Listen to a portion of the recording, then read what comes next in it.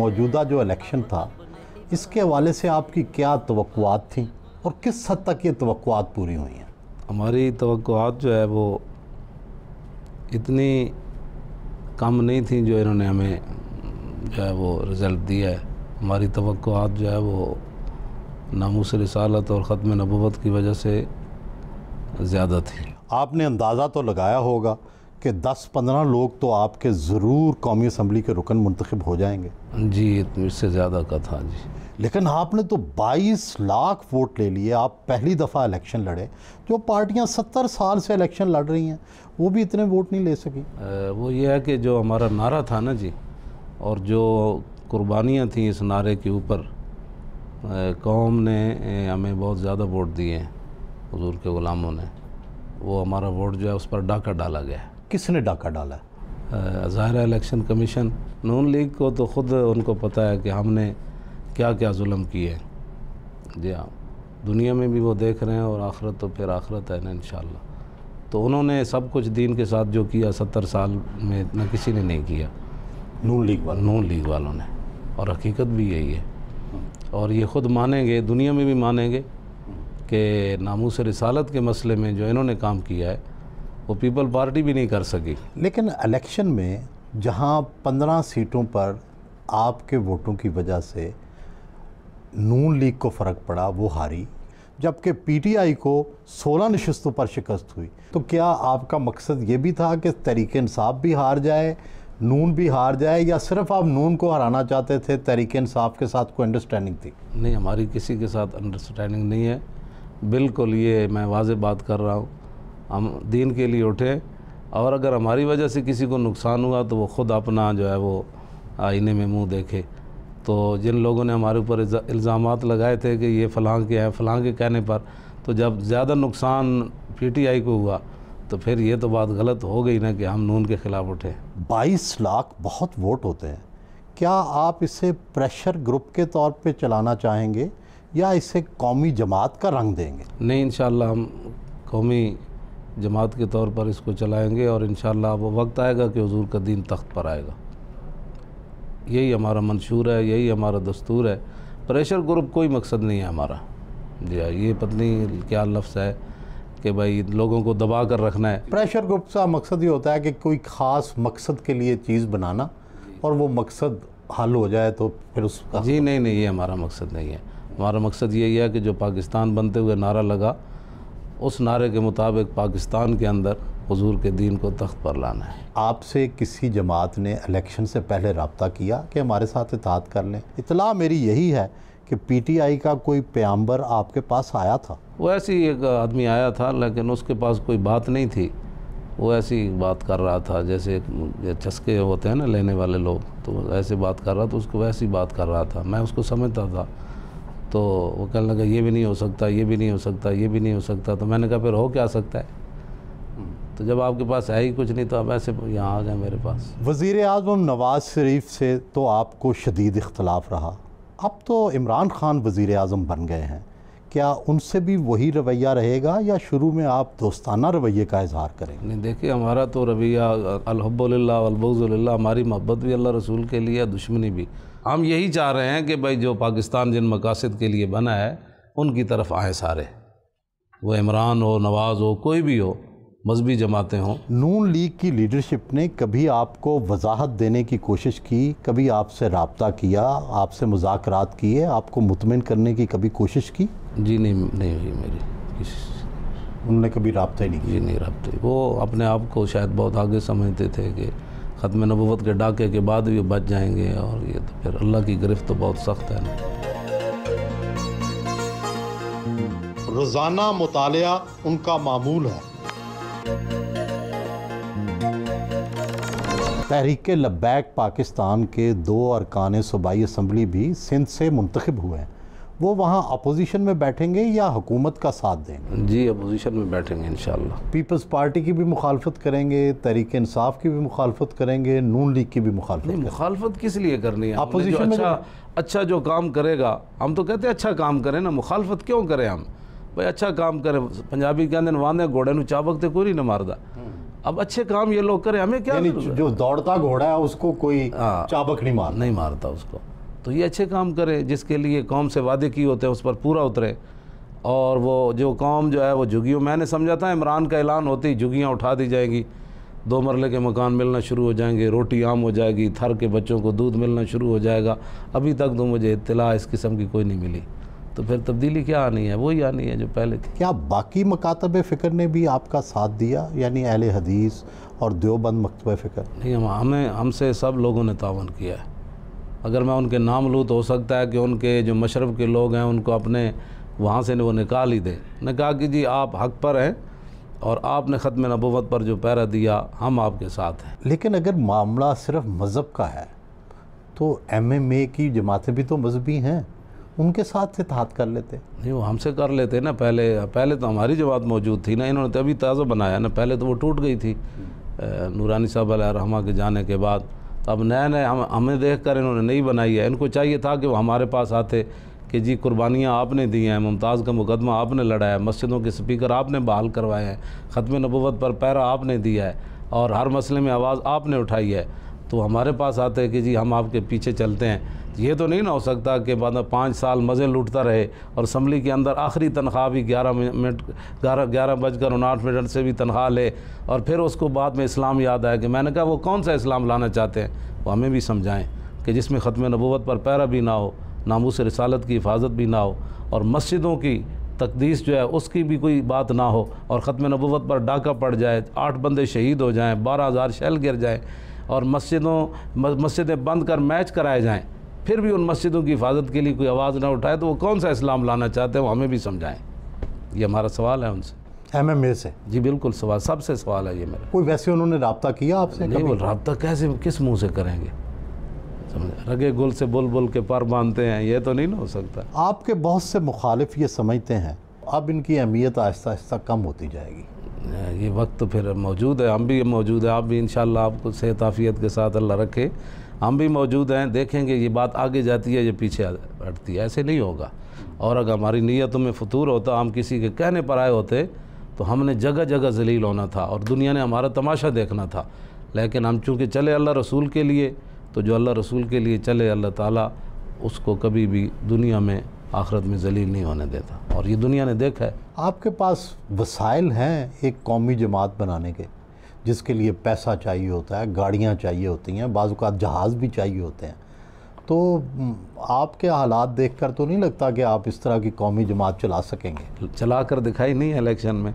हमारे जब वो टिकट लेने की बारी आई, तो हमारे दफ्तर के बाहर जब लैंड क्रूज़रें और बड़ी बड़ी गाड़ियाँ खड़ी हुई, तो ये सारे परेशान हो गए कि हमने तो समझा था इन मौलवियों के पास साइकिल वाले आएंगे टिकट लेने, यहाँ तो वो नीचे बैठे हुए हैं बड़े बड़े जनाब लैंड क्रूज़रों वाले, पूरी रात बैठे रहे कि जी हमें मुलाकात हो जाए। तो वो इस्लाम तो फिर अपनी एक शान रखता है ना जनाब, चाहे वो हबशे के बिलाल भी हों, तो काबे की छत पर तो वो चढ़ जाते हैं। इमरान खान बाबा फरीद के बड़े मुतक़िद हैं, बज़ाहिर तो आप दोनों का इत्तेहाद होना चाहिए, ऐसा क्यों नहीं हो रहा? तो खाली बाबा फरीद की चौखट चूमने से तो बात नहीं ना बनती। बाबा फरीद को जो मकाम जिनकी वजह से मिला, उनकी ख़त्म नबुव्वत के बारे में एक जुमला भी ये न कह सका असम्बली में। तो खाली वो एक दिन मदीने में गया, सजदा किया तो क्या हुआ, दिल का कुफर टूटा नहीं, हाजी हुआ तो क्या हुआ।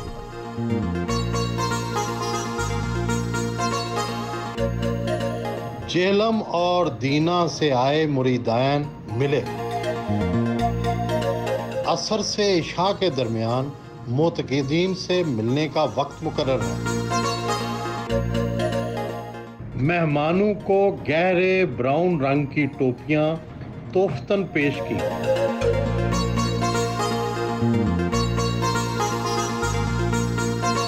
अलामा साहब, बड़ी हैरत की बात है, आप एक छोटी सी मस्जिद के अंदर इमामत करते थे जी।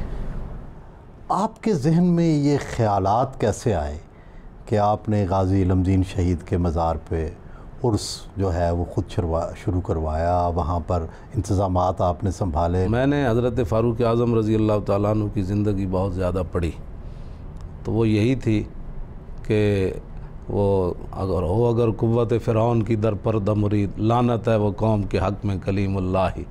तो यही था इकबाल की बात भी, यही सोच थी कि भाई उम्मत मुस्लिमा जो है वो आगे बढ़े, निगहबान हरम में हमारे दैर इस्तकबाल करना, जिन्हें हरम की निगहबानी करनी थी वो तो बुतखाने के मेमार बन गए।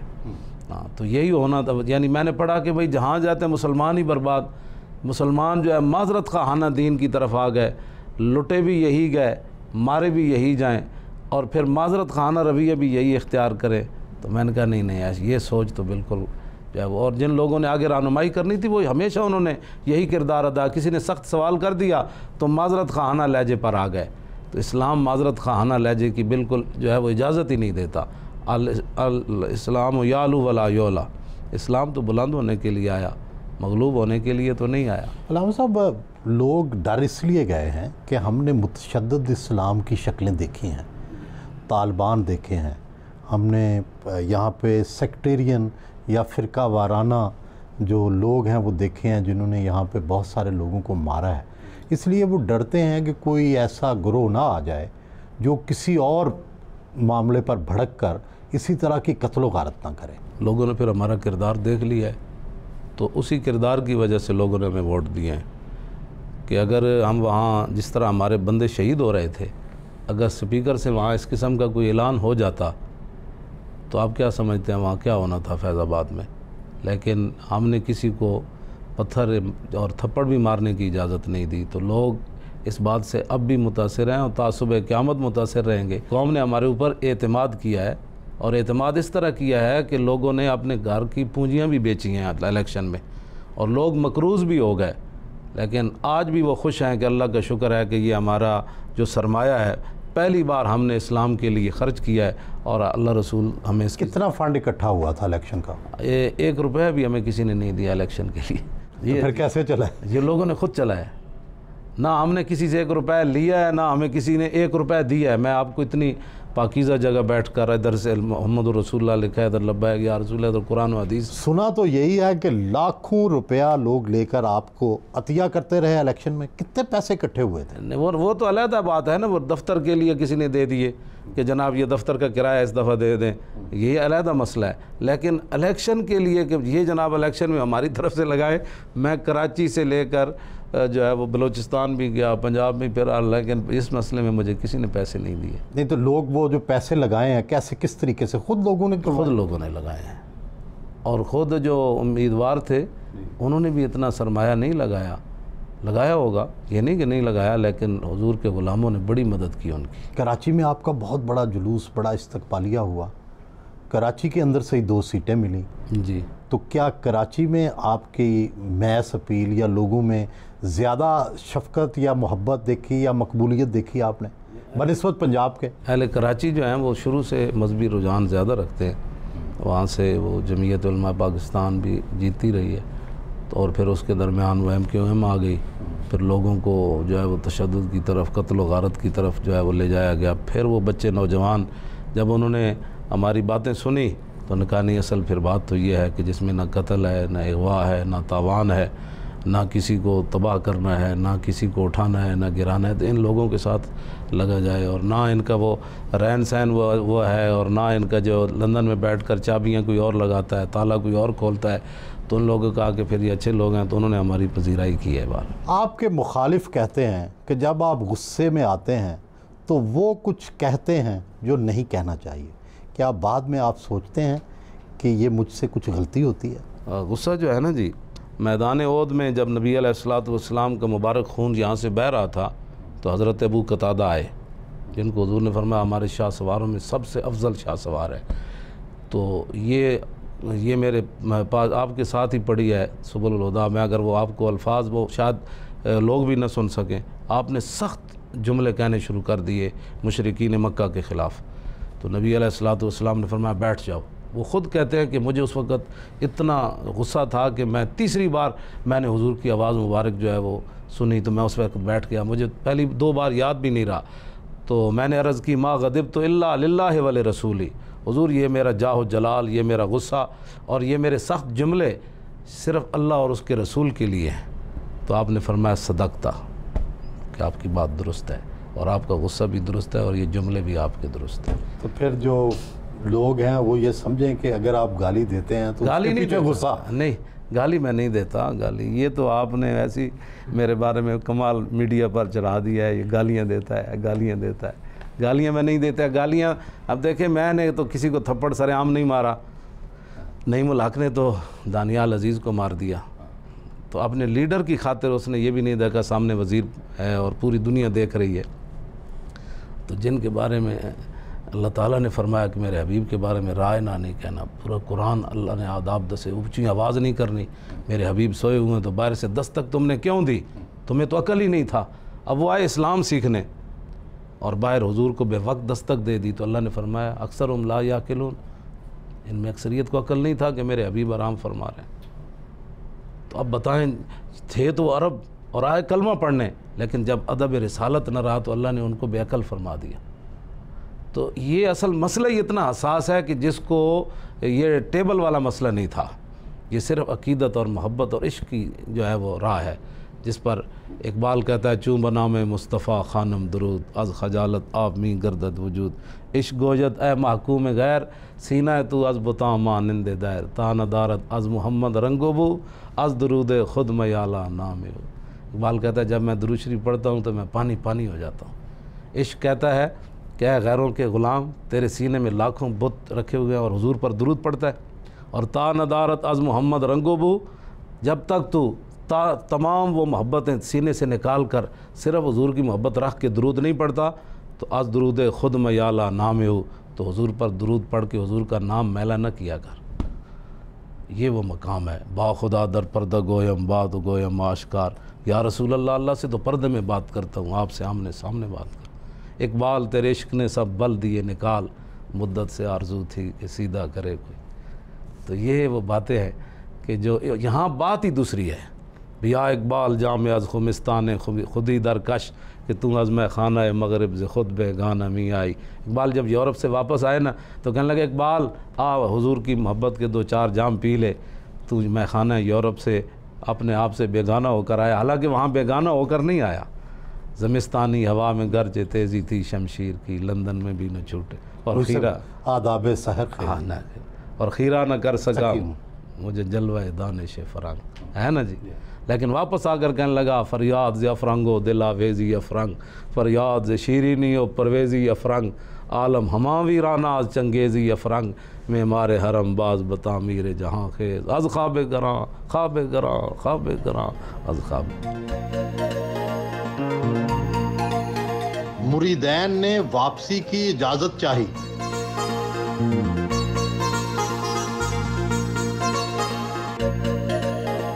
एक मुरीद की दस्तार बंदी भी की।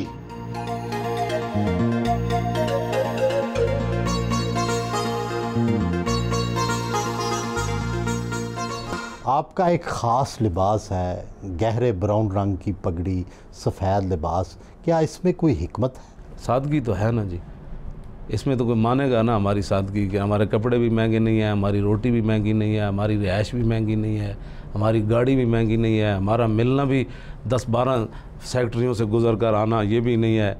और मैं तो एक आम बंदा भी आ जाए तो मैं उसको मिल लेता हूँ। और कोई कहे जी मेरे अब्बा जी फौत हो गए तो आपने 40वें पर आना है, तो मेरी साइकिल भी ना जा सकती हो तो लड़के उठाकर भी उस गली में मुझे ले जाते हैं, लो जी यहाँ 10 मिनट आप तकरीर करें, तो मैं वहाँ भी पहुँच जाता हूँ और बग़ैर प्रोटोकॉल और बग़ैर सिक्योरिटी के। सोचते तो होंगे करोड़ों वोट मिल जाएं, वज़ीर आज़म बन जाएं, तो पहला काम क्या करेंगे? पहली बात तो यह है कि मैं वज़ीर आज़म कभी भी नहीं बनूँगा, ना सदर बनूँगा, ये पक्की बात है। किसी और को बनाएंगे, और ही लोग आएंगे, हम जो पीछे ही बैठेंगे और उनको बताएंगे कि वो रोज़ाना उनको हज़रत उमर बिन अब्दुल अज़ीज़ ने बंदा रखा हुआ था, फरमाया था कि जब भी मैं कोई गलत बात करूं तो मुझे कहना है उमर अल्लाह से डरना। तो हम ऐसे लोग पीछे बैठेंगे और जब भी हमारे बंदे गलत बात करेंगे तो हम उनको कहेंगे अल्लाह से डरो। अगर ख़ुद वज़ीर आज़म नहीं बनना तो क्या कोई वज़ीर आज़म ढूंढ लिया? इंशाअल्लाह बड़े हमारे पास लोग मौजूद हैं, यकीन जाने, और बड़े अल्लाह वाले मौजूद हैं और पढ़े लिखे लोग मौजूद हैं। ये तो आप ख़ुद क्यों नहीं? आप माशाल्लाह आपकी भी नहीं, हमारा मेरा काम ही नहीं है ना ये। आप जिस तरह जानते हैं मैं तो बस इकबाल पढ़ाऊँगा लोगों को, कुरान पढ़ाऊँगा, हदीस। मैं आप सही बताऊँ, अगर हमें हुकूमत मिल जाए ना तो पाकिस्तान में कोई हमारा नौजवान जो है वो उसको ग्रामर, ये नहीं होगा कि उसको ग्रामर नहीं आती, हम उनको ऐसे सस्ती ग्रामर पढ़ा देंगे। वो कैसे? देखें तो सही ना जी, वो इंशाल्लाह हमारे पास वो इस तरह का वो है ना अलादीन का चिराग, तो मैं ये पढ़ाता भी रहा हूँ और मैं बिल्कुल 200 बंदा भी मैं पढ़ाता रहा हूँ और बाकी सबक भी पढ़ाता रहा हूँ। और मुझे थकावट 5 घंटे में खड़े होकर भी लिखता रहता था और पानी भी नहीं पीता था, फिर भी जो है वो मुझे थकावट भी नहीं होती थी। और लोग कहते हैं ये सोने का कुछ तक खाता है, जिस तरह उन्होंने आपको साहबजादा साहब ने बताया कि मैं तो अचार से रोटी खा लेता हूँ। मेरी रोटी का ख़र्चा अगर घर ना हो तो 3 रुपये है एक टाइम का, 2 रुपये 4 रुपये की वो क्या कहते रोटियाँ मैं 2 लेता हूँ, खाता एक हूँ, 2 रुपये की एक रोटी और अचार की एक डली। तो इतना सस्ता कोई लीडर है पाकिस्तान में जिसकी रोटी का ख़र्चा 6 रुपये यौमिया हो। अल्लामा साहब ये फरमाएं कि आम तौर पे तासुर हमारे जो लोगों में है कि जो उलमा हज़रात हैं, जो मौलवी हज़रात हैं, ये बड़े शिद्दत पसंद हैं। जहाँ इनकी दुनिया में हुकूमत आई है माजी में या आएगी, वहाँ पाबंदियाँ लगा देते हैं माशरों पर और ख़वातीन को सबको पर्दे करवा देंगे, सब के लिए मस्जिद जाना लाजम कर देंगे। तो आप किस तरह की इस्लामी रियासत देखते हैं?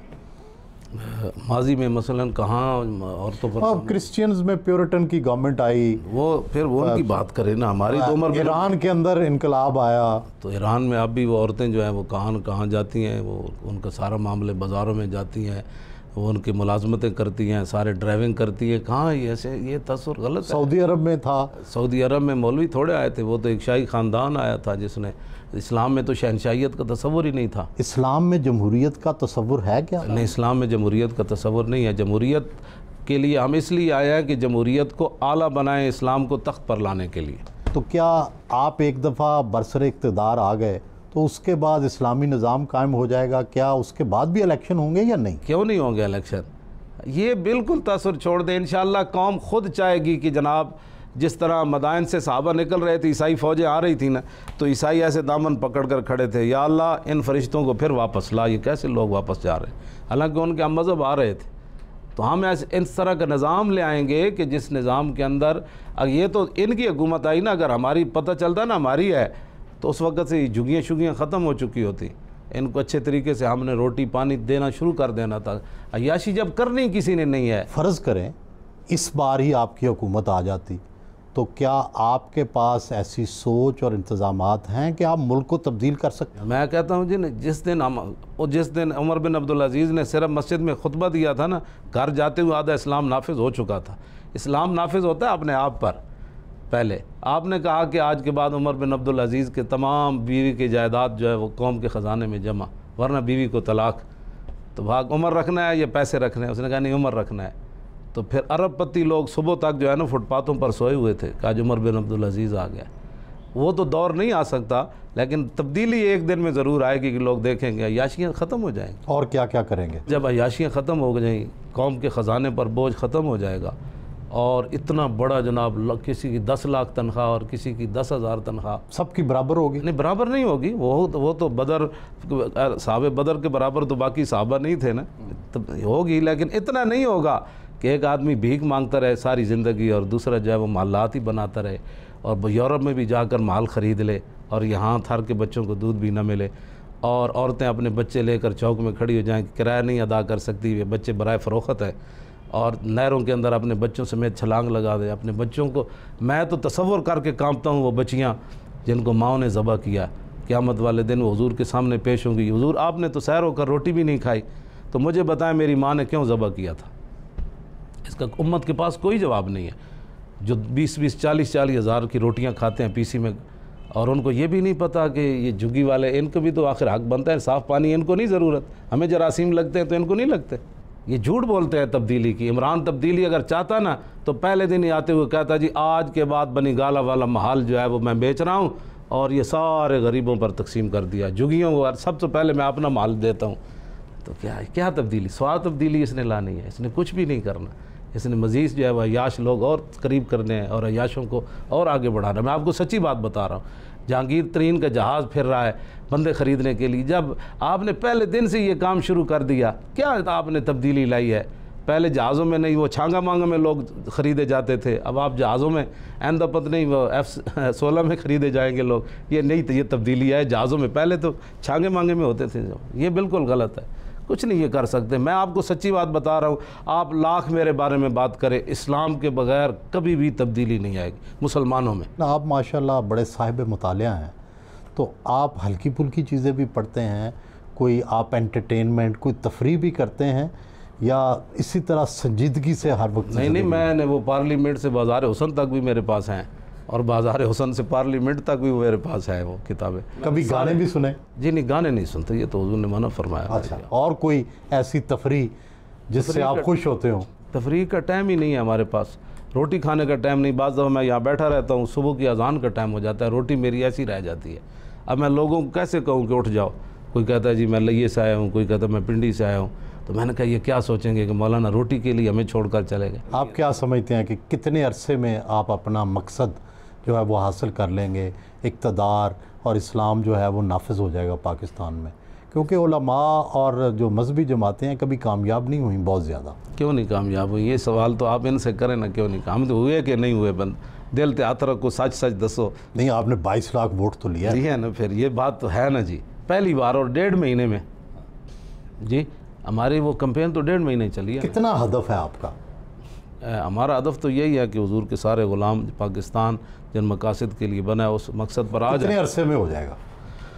इस दफ़ा काफ़ी करीब हम पहुंच गए थे। आपको सच्ची बात बताऊं, जुलूस की शक्ल में लोग वोट डालने आए, जुलूस की शक्ल में, कि खुदा तो आप समझते हैं अगले इलेक्शन तक आप एक बड़ी कौमी पार्टी बन जाएंगे? समझते नहीं हैं, बस उम्मीद है अल्लाह रसूल को। मैं यतवक्कल अल्लाह फ़हुव हस्बुह, भरोसा तो अल्लाह ही पर है, जिसने पहले भी हमारे जो है वो सारे करम फरमाए, तो उसी पर भरोसा है। अगर हमारी नीयतें सही रहीं और हमारे वो जब दरियाए दजला में घोड़े डालने लगे ना हज़रत साद और सलमान फ़ारसी, तो हज़रत साद ने तारीख़ी जुमला फरमाया था कि अगर हमारे गुनाह नेकियों से कम हुए, नेकियां ज़्यादा हुई, तो घोड़े हमारे किनारे लग जाएंगे। हालांकि वो तो बड़े लोग थे। तो अगर हमारे जमात के लोग मुखलिस रहे और वाक़यातानी हम इस्लाम के साथ मुखलिस और नेकियां करते रहे, गुनाह हमारे न बढ़े, तो फिर अल्लाह ताला में कामयाबियाँ देगा। अगर गुनाह हमारे बढ़ गए, बाद लोगों की तरह आया ही आया, छाया ही छाया, ले गया वो आया, और अंदर से खाली भाई। तो क्या तालीमी निज़ाम में भी तब्दीलियाँ लाएंगे? तालीमी निज़ाम तो बदलना क्या है, वो तो ये तो इकबाल कहता है कि वो कहा एक लुर्द फ़रंगी ने अपने पिसर से कि मंज़र वो तलब करके आँख ना हो कभी सैर, सीने में रहें राज मुलूकाना तो बेहतर, करते नहीं कभी महकूम को तेगों से ज़ेर, और तालीम के तेज़ाब में डाल कर इसकी खुदी को हो जाए मलाइम तो जिधर चाहे से फेर, और तासीर में अक्सीर से बढ़कर है ये तेज़ाब कि सोने का हुमाला हो तो मिट्टी का एक ढेर। तो तालीम तो इकबाल भी कह गया कि ये हमें पढ़ाई जा रही है ना, सोने का मुसलमान हुमाला होना, वो तालीम पढ़ने के बाद ख़ुद बैठ कर कहता है आहो मेरे ख़्याल में इस्लाम का ये मसला जो है ना ये ऐसे होना चाहिए था। वो सोने का पहाड़ वो तालीम मिट्टी बन गया है। तो तालीमी निज़ाम तो इंशाअल्लाह ख़ुद ही बदला जाएगा जब मुसलमान। तो ये नहीं कि हम ख़त्म कर दें कि हमारे बच्चे बड़े बड़े आला ओहदों पर जाएँ, दुनिया की तालीम पढ़ें, लेकिन पहली बात वही है जो इकबाल कहता है कि वहाँ मैं मुझे खीरा न कर, खीरा में अख पट के भी मैं नहीं वेखी उन्होंने तरक्की। हमारे बच्चे जाएँ वो मैं आज़माए खाना यूरोप चशीदम बजाने मन के दर्द सर ख़रीदम, कि वो पढ़ने के बाद इकबाल फिर कहता है मैं सर दर्द ख़रीद के आया हूँ। फ़कीरम अज़तु ख़ाहम हर चे ख़ाहम दिले कोहे खराश बरगे काहम, है ना जी। तो मैं यही चाहता हूँ कि हमारे बच्चे पढ़े दुनिया की। माशी निज़ाम भी बदलेंगे? माशी निज़ाम तो बदलना ही बदलना है। सूद को कैसे चलाया जा सकता? अल्लाह रसूल से ऐलान तो सूद के बगैर कैसे मईशत चलेगी? इंशाअल्लाह ऐसी चलेगी कि दुनिया ख़ुद परेशान हो जाएगी। इसलिए हमारे पास जो ज़कात का निज़ाम है, उशर का निज़ाम है, खिराज का निज़ाम है, और मुजारबत का जो इस्लाम का निज़ाम है, लोग देखते रह जाएंगे कि ये कैसे होगा। और हमारे ये नहीं कि मैं आपसे फ़र्ज़ी बातें कर रहा हूँ, हमारे पास ऐसे ऐसे खुफिया नौजवान आए जिन्होंने पूरे इस्लामी निज़ाम हुकूमत तैयार करके लाए कि मौलाना परेशान नहीं होना, हम पीछे बैठे हैं, आप सिर्फ जो है वो आगे आएँ तो ये सारी चीज़ें तैयार हैं हमारे लिए। और वो गुमनाम लोग हैं और एडे काबिल लोग बड़े बड़े, ये ऐसे मैं दावे थोड़े कर रहा हूँ भाई। हाँ, और वो जीन की पैंटें पहने हुए बच्चे हैं हमारे, ये नहीं कि वो मौलवी हैं। वो उन्होंने कहा हुकूमतें हम आपको चला कर दिखाएंगे, आप सिर्फ निज़ाम जो है इसको आगे लाए। उन्होंने चलानी है, इसलिए तो मैं कह रहा हूँ मैंने कुछ नहीं बनना, उन्होंने चलाना है सारा को। तो ये बुर्दगान की तरह हम पैंटें डालवा कर उनको वज़ीर आज़म सदर बना देंगे, काम तो वो कर लेंगे ना, पीछे हम बैठकर उनको कहेंगे भाई ये करो, काम तो उन्होंने चलाना है ना। क्या नून लीग या तहरीक इंसाफ के उम्मीदवारों ने रब्ता किया कि आपकी पार्टी के लोग बैठ जाएं या आप उनकी हमायत कर दें? ये हुआ है, मेरे साथ तो नहीं करते, लेकिन हुआ है, हमारे साथियों से लोगों ने रब्ते किए। लेकिन आप नहीं माने। जी नहीं, हमारा मंशूर ही नहीं था ना किसी के हक में बैठना और ना किसी को अपने हक में बिठाना। खुद कोई बैठ जाए तो ठीक है। ज़ाहिर है आपको इन इंतखाबात पर शदीद एतराज़ात हैं, तो क्या आप सिर्फ एहतजाज करने जा रहे हैं या इस दफ़ा भी धरना देना चाहते हैं? नहीं, धरने का तो फ़िलहाल कोई नहीं हमारे। धरना तो हमारा पहले नाम, जब हमारा नाम आता है तो लोगों के जहन में धरना आ जाता है, हालांकि ये बात ऐसे नहीं है। धरना हमारा बामकसद था, ख़त्म नबूवत के लिए था। तो क्या अब आप ख़त्म नबूवत के कानून से मुतमईन हैं? जी कहते हैं, वो वापस ले लिया इन्होंने, यही कहते हैं। राजा ज़फ़रुल हक साहब की रिपोर्ट भी आ गई है, तो आप मुतमईन हैं?